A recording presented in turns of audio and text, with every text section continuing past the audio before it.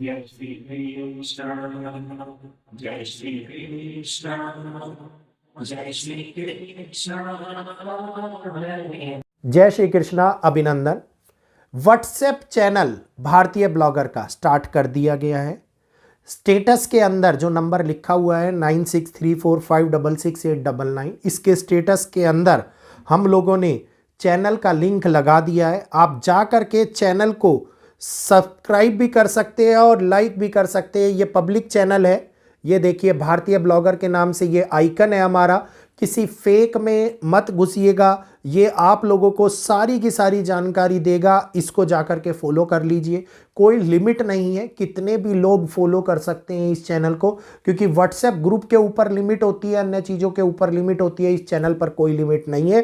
तो आप लोगों के कहे अनुसार 2026 की शुरुआत एक भारतीय ब्लॉगर व्हाट्सएप चैनल के साथ में कर दी गई है। उम्मीद करूंगा आप लोग आएंगे और इसको भी फॉलो करेंगे, ताकि आप लोगों तक जानकारी समय के साथ में पहुंचती जाए।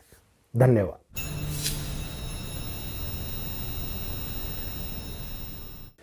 नमस्कार दोस्तों, जय श्री कृष्णा। अभिनंदन।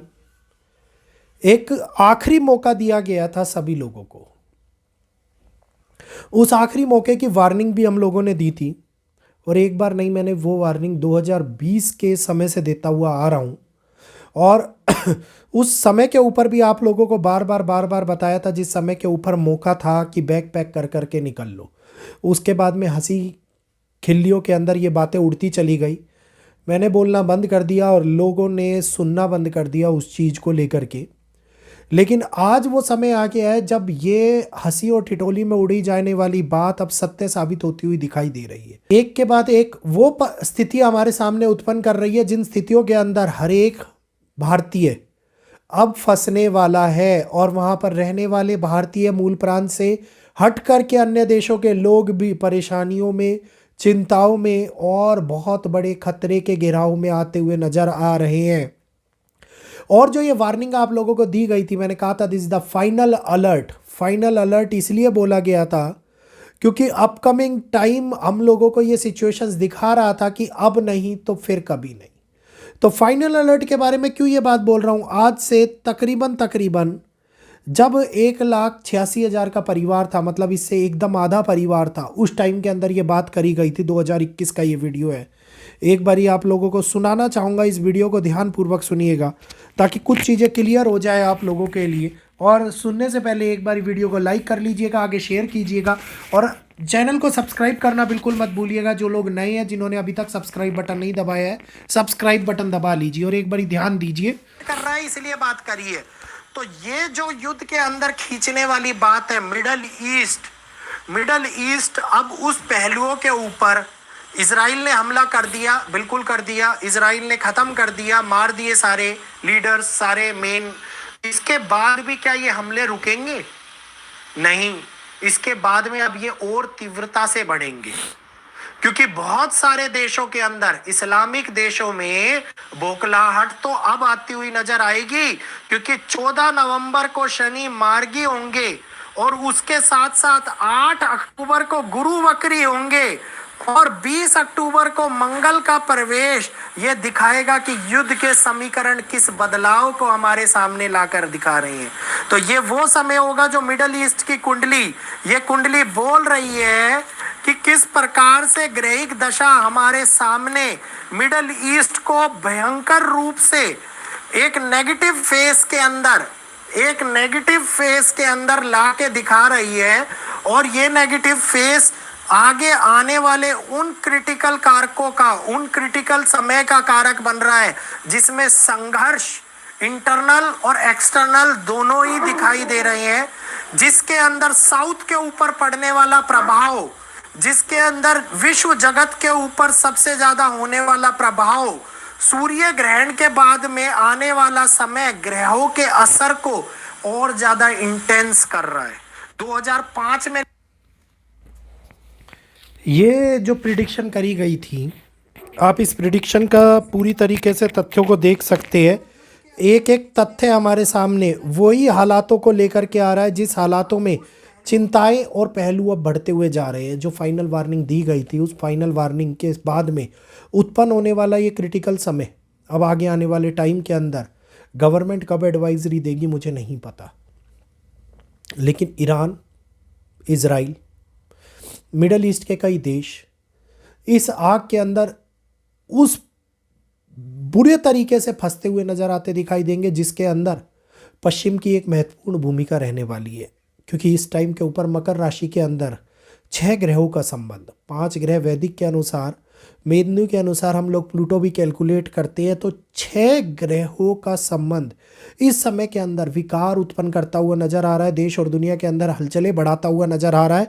और ये समय आसानी से बीतने वाला समय नहीं दिखाई दे रहा है, क्योंकि अभी 18, 19 और 20 तारीख की जो तिथियां हमारे सामने निकल रही हैं, उस 18, 19 और 20 तारीख की तिथियों के अंदर चंद्रमा जैसे ही प्रवेश करेंगे मकर राशि के अंदर, मकर राशि में चंद्रमा का प्रवेश दिखाएगा कि वहां पर बुध, सूर्य, मंगल, शुक्र पहले से विराजमान होंगे।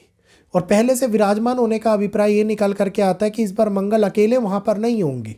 मंगल के साथ में जो सूर्य का मिलाप है, ये एक अत्यंत संवेदनशील समय को हमारे सामने निकाल करके ला रहा है। और दिसंबर माह के कालखंड से ये समय उत्पन्न होते वाले हर एक हालातों को हमारे सामने परिवर्तित करता हुआ दिखाई दे रहा था। हमारे ही सब्सक्राइबर है, बार बार नाम लेता हूँ मैं उनका कई जगहों के ऊपर, मिडल ईस्ट के अंदर रहते हैं। सितंबर के बाद से बदलने वाले कालखंड के बारे में जो जानकारी मैंने उपलब्ध कराई थी लाइव वीडियो के माध्यम से, आज पूरी तरीके से वो दृष्टिकोण बदलती हुई नजर आ रही है, एक एक बात सत्य साबित होती हुई नजर आ रही है। और अब वो समय आ गया है जिसके अंदर जहां पे हम आराम से बैठ करके इत्मीनान से ये सोच रहे थे कि युद्ध रुक गए हैं, युद्ध के हालात बदल गए हैं, युद्ध के समीकरण बदल गए हैं, वही हालात वही समीकरण बदले नहीं थे।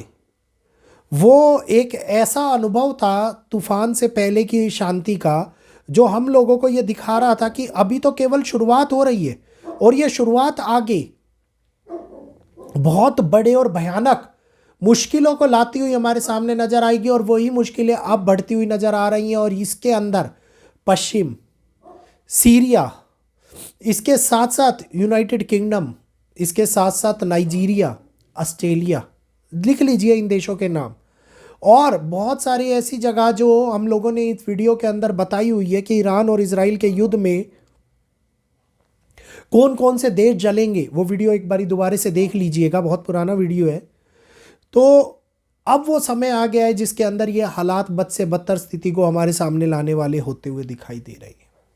तो इस कालखंड के अंदर होने वाले प्रत्येक बदलाव का असर हमारे उन पहलुओं के ऊपर नज़र टिकाने पर मजबूर कर देगा जिन हालातों को हम नज़रअंदाज कर रहे थे, जिस समय को हम टाल रहे थे, जिसको हम ये सोच रहे थे कि ऐसा कुछ भी हमारे सामने कोई हालात, कोई भी परिस्थितियां बनती हुई नहीं दिखाई देने वाली है। लेकिन परिस्थितियां ऑलरेडी बन गई हैं, मुश्किलें आने लग गई हैं। और भारतीय, जो मूल भारतीय हैं वो, और जो अन्य देशों के लोग हैं, चाहे वो चाइना, चाहे वो पाकिस्तान, चाहे वो बांग्लादेश या फिर किसी कोरिया, किसी भी प्रकार के जो लोग ईरान, इजराइल, मिडल ईस्ट के अंदर जॉब्स कर रहे हैं, उन लोगों के लिए परेशानियों के अब वो पड़ाव आना वाला है जिसमें वह सोचने पर मजबूर हो जाएंगे कि क्या हम यहीं रुके या हम अपने घर चले।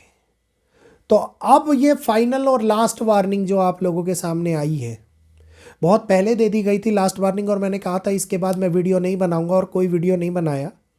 लेकिन आप लोगों के कमेंट्स के ऊपर मेरे को आज ये छोटा सा वीडियो लाना पड़ा। तो देख लीजिए, समझ लीजिए। बाकी हर एक व्यक्ति के अंदर अपनी बुद्धि, अपनी समझ है। मेरा काम है चेतावनी पूर्वक दृष्टिकोण से आप लोगों को जो ग्रह उत्पन्न कर रहे हैं उनके बारे में बताना, और वही आगे सकारात्मक या नकारात्मक उन पड़ाव को हमारे सामने दिखाता है जो ग्रह इस समय के ऊपर चाल चलना स्टार्ट कर चुके हैं। तो आगे भी जानकारी देता रहूँगा। उम्मीद करूँगा आज का ये वीडियो आप लोगों को अच्छा लगा होगा और वीडियो पसंद आया होगा।